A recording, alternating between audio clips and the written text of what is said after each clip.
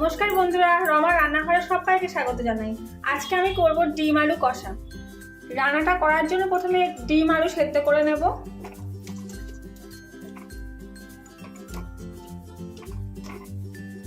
এক চিমটে নুন দিয়ে দেবো। ডিম কষা রান্না করার জন্য প্রথমে পেঁয়াজটা কেটে দিচ্ছি।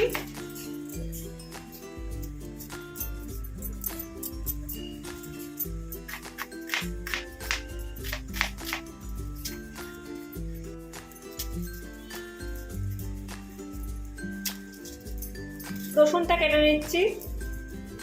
ডিম আলু সেদ্ধ হয়ে গেছে। এবার ডিমগুলোকে একটা করে চিড়ে চিড়ে দেব তেলের মধ্যে।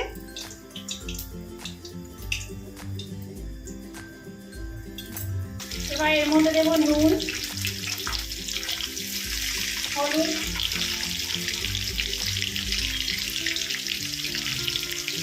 লঙ্কার গুঁড়ো।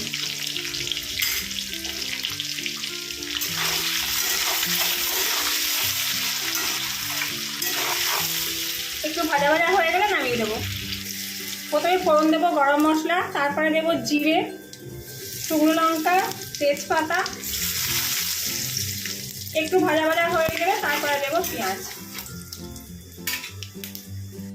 ফোড়ন ভাজা ভাজা হয়ে গেছে, এবার দেবো পেঁয়াজ।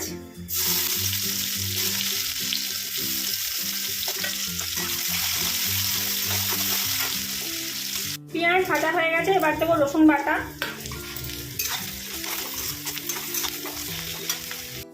এবার সেদ্ধ আলুগুলো দিয়ে দেবো। দেবো স্বাদ মতো নুন, পরিমাণ মতো হলুদ।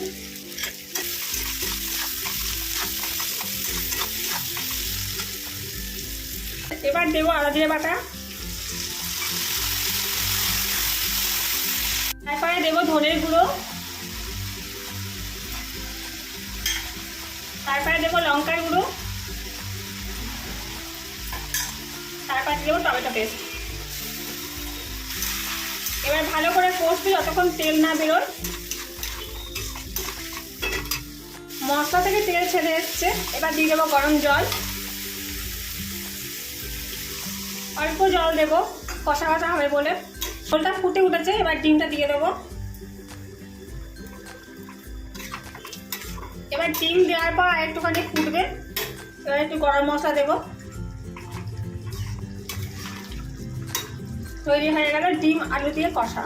ভাত এবং রুটি দুটোর সঙ্গে এই ডিম কষাটা ভালো লাগে খেতে।